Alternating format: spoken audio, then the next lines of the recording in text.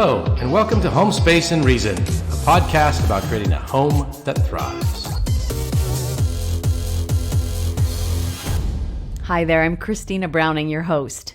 If you know your home could be so much more than it is, I discuss home functionality, aesthetics, and automation. I'm a realtor in Portland, Oregon, and a home functionality coach nationwide.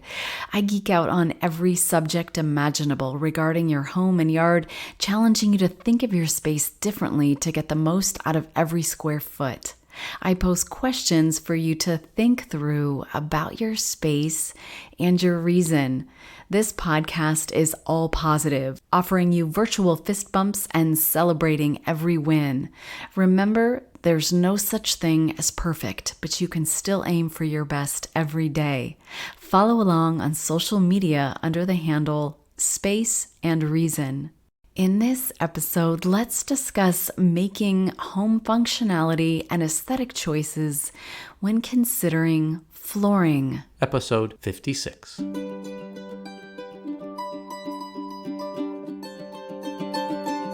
I want to talk about the conundrum of choosing flooring.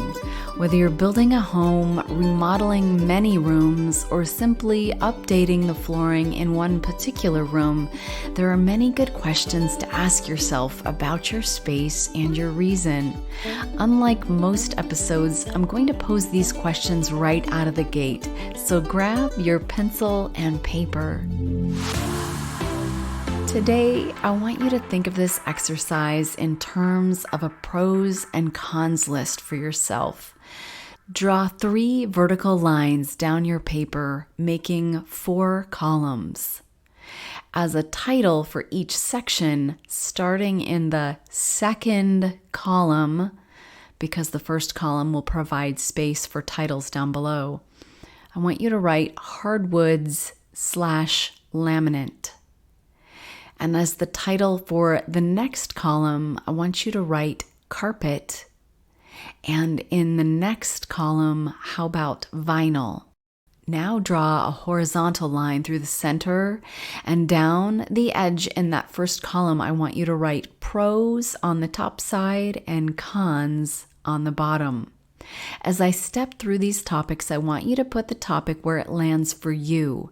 And by the end, you should have a more clear vision of what will work best for you and the people residing under your roof. I want to start by asking a question that is very important, and you have to be honest with yourself here. Question number 1, do we take off our shoes 100% of the time when we come into our house? If the answer is no, do not get carpet. I'm going to repeat that. Don't get carpet. All kinds of road oil, grease, grime, pollutants, and who knows what lodges into the traction parts of the bottom of your shoes.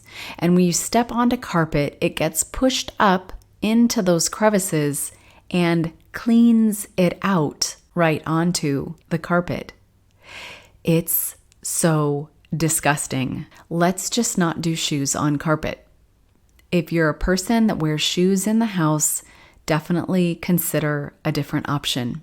Question number 2, what age people live under my roof? If you are thinking of aging in place at the home you're in, or you have parents moving in or currently living with you, hardwood or laminate floors can be slippery and cold.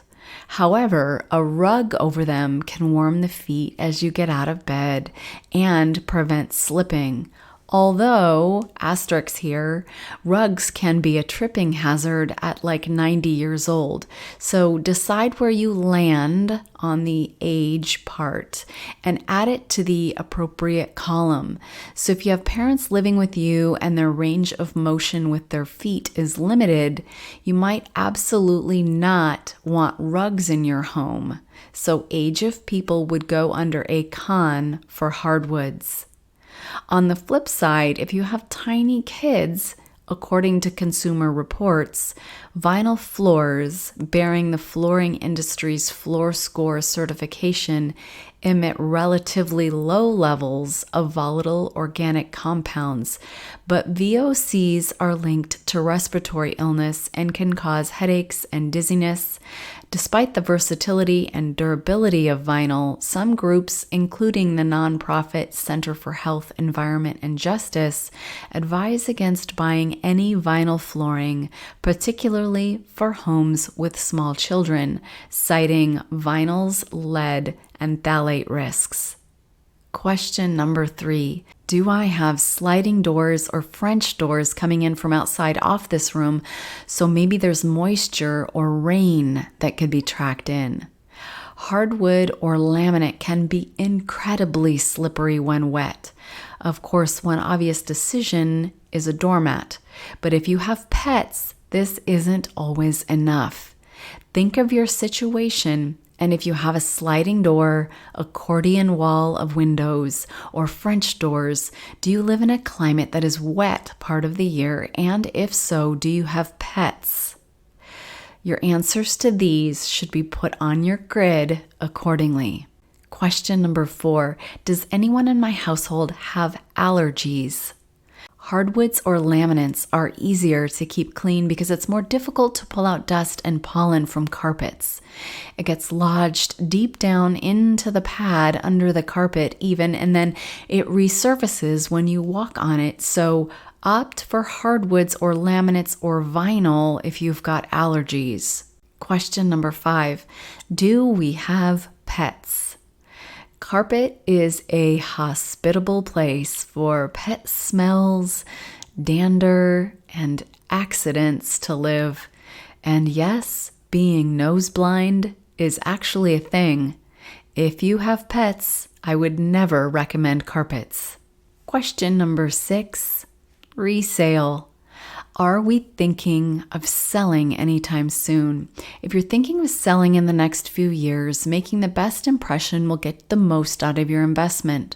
Carpet stains easily, especially if you can't keep your people from wearing shoes in the house, so opt for hardwood, laminate, or vinyl in this scenario. Question number 7, product availability. If you're thinking of pulling up your carpet in some rooms and extending the product that you have in other parts of the house, is this product still available? Oftentimes, that is part of the drawback of connecting the old with the new. If you can't find the same product so it fits together without an abrupt change in color or board width, sometimes it's better to opt for another product altogether. Like if you can't get that same hardwood, butt up the Berber carpet next to it so it's obvious you're not trying to match it. It won't feel or look accidental then. Question number 8. Will I need to roll an office chair around on the floor or a piece of furniture maybe that has casters? One thing that is interesting about vinyl today is that some look exactly like hardwood right down to the texture, but without the wood. This can be ideal for laundry rooms or offices with rolling chairs.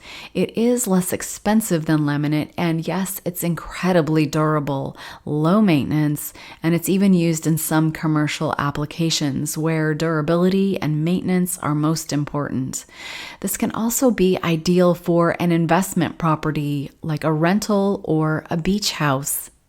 If you're wanting to weigh in between solid hardwoods and laminate, or between laminate and vinyl, I've included 2 articles on the group Facebook page called Home Space and Reason, so you can see more pros and cons. If you're looking for the best option for environmental impact, wood, linoleum, and bamboo are the 3 best bets.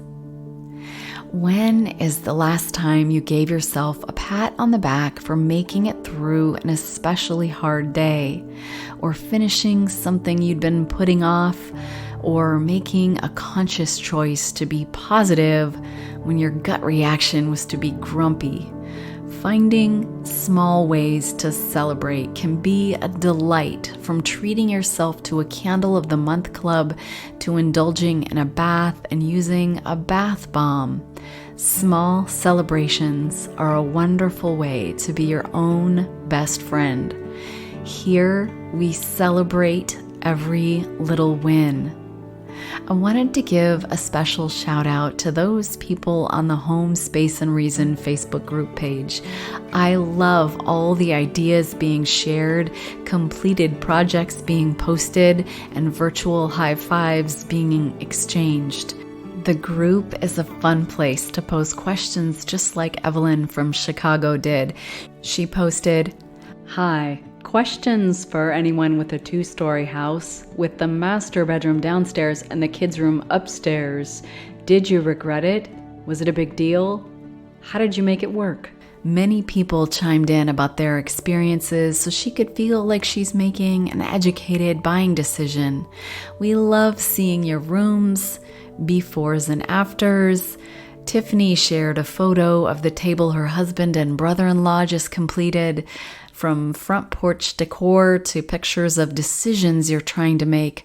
Should I recover this chair in this fabric or this fabric? I'm enjoying it all, and it sounds like you are too. Sometimes home maintenance is best dealt with one bite at a time. When is the last time you changed out your air filter in your furnace? When is the last time you shook out your front door mat and swept off the cobwebs, leaves, and dust? Maybe today is a good day. Instead of adding it to a list, maybe just go do it now. Understanding scale, proportion, and how to choose art for your wall can feel complicated if you know your room doesn't feel right, but you can't put your finger on why. It might be because of scale.